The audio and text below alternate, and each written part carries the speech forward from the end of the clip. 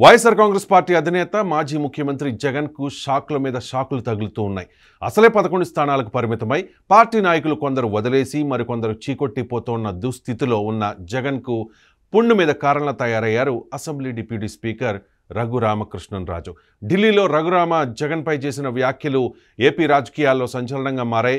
అసలే సీఎం పదవి పోయి మాజీ అని అనిపించుకోలేక సతమతమవుతోన్న జగన్కు ఉన్న ఎమ్మెల్యే పదవి కూడా పోతుందని, త్వరలో పులివెందులకు ఉప ఎన్నిక తప్పదనే వ్యాఖ్యలు చేశారు రఘురామకృష్ణరాజు.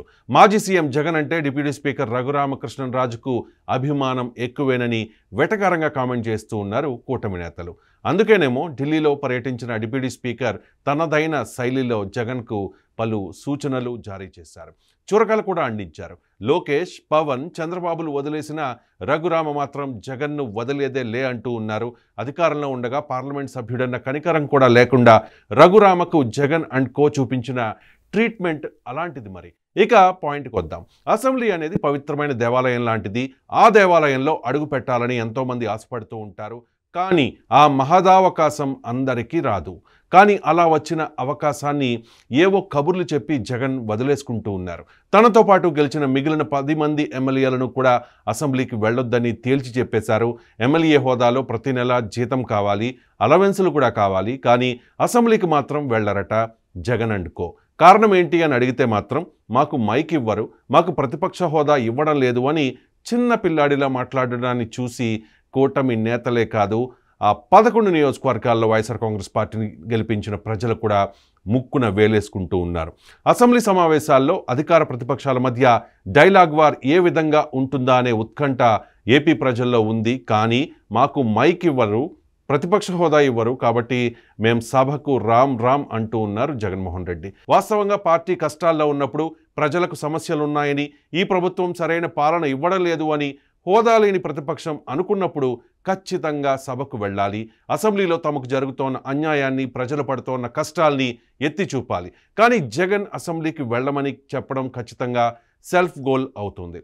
నెంబర్ ఉన్నా లేకున్నా, ప్రతిపక్ష హోదా ఇచ్చినా లేకపోయినా, మైక్ ఇవ్వకపోయినా కూటమికి 164 మంది సభ్యులు ఉన్నారు కాబట్టి ర్యాగింగ్ చేసిన సభకు వెళ్లాల్సిందే. అలా వెళ్ళకపోతే రాజకీయంగా వెనకడుగు వేసినట్టే, అస్త్ర సన్యాసం చేసేసినట్టే. ఇప్పటికే వైఎస్ఆర్ కాంగ్రెస్ పార్టీ నేతలు ఒక్కొక్కరుగా జగన్ను చీకొట్టి ఆ పార్టీని వీడి వెళ్ళిపోతూ ఉన్నారు. జగన్ బంధువైన బాలనేని ఇప్పటికే ఆ పార్టీని వీడారు. సామినేని ఉదయభాను, కిలారు వెంకటరోసయ్య, ఆళ్ల నాని వైఎస్ఆర్ కాంగ్రెస్ పార్టీకి రాజీనామా చేశారు. ధర్మాన, తమ్మినేని లాంటి సీనియర్లు అంటి ముట్టనట్లుగా ఉంటూ ఉన్నారు. త్వరలో మరికొంతమంది సీనియర్లు, కొందరు ఎమ్మెల్యేలు జగన్ని చీకొట్టి వైఎస్ఆర్ కాంగ్రెస్ పార్టీని వీడనున్నారనే టాక్ వినిపిస్తోంది. చివరికి వైఎస్ఆర్ కాంగ్రెస్ పార్టీలో నెంబర్ 2 అయిన విజయసాయి కూడా వ్యవసాయం చేసుకుంటా అంటూ జగన్కు దూరం అయిపోయారు. కూటమి పార్టీలు గేట్స్ ఓపెన్ చేస్తే మాత్రం వైఎస్ఆర్ కాంగ్రెస్ పార్టీలో ఒక 4 తప్ప మిగిలిన వాళ్ళు వెళ్ళిపోవడం ఖాయం. అధికారంలో లేరు కాబట్టి వైసీపీని వీడడం కాదు, తమ అధినేతకు పోరాట పటిమ లేదు కాబట్టి, అధికారం లేకపోతే జగన్ తట్టుకోలేడు కాబట్టి, అస్త్ర సన్యాసం చేసేశాడు కాబట్టి, తల్లి చెల్లి చీకొట్టిన ఫ్రస్ట్రేషన్లో పార్టీని ఏం చేస్తాడో తెలియని అయోమయ స్థితిలో జగన్ ఉన్నాడు కాబట్టి వైఎస్ఆర్ కాంగ్రెస్ పార్టీ నేతలు ఒక్కొక్కరుగా దుకాణం సర్దేసుకుంటూ ఉన్నారు. రాజకీయం ఏ ఒక్కరికి పూలబాట కాదు.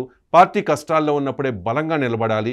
ప్రతిపక్షం ప్రజల పక్షం అనే నమ్మకాన్ని జనాల్లో కలిగించాలి. అసెంబ్లీ సమావేశాల్లో పాల్గొవాలి. ప్రజా సమస్యలపై ప్రభుత్వాన్ని నిలదీయాలి.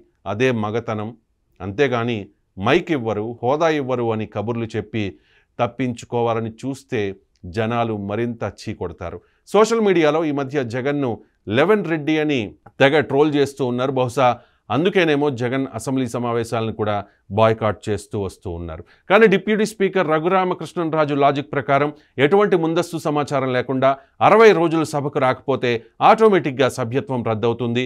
ఆ లెక్కన జగన్ ఎమ్మెల్యే పదవి పోవడం ఖాయం. త్వరలో పులివెందులకు ఉప ఎన్నిక అనివార్యం. ఇక ఇదే జరిగితే జగన్మోహన్ రెడ్డి ఏం చేస్తారు అనేదే ప్రశ్న.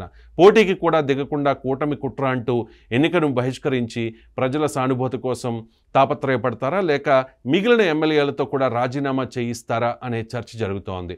ఎమ్మెల్యే కాకపోతే అసెంబ్లీకి పోవాల్సిన బాధ తప్పుతుంది అని కూడా అనుకోవచ్చు. ఇంతకీ రాజ్యాంగబద్ధమైన పదవితో పాటు జగన్ మీద పీకల దాకా కోపం పెంచుకున్న అయ్యన్న రఘురామ ఎలాంటి నిర్ణయం తీసుకుంటారో చూడాలి మరి.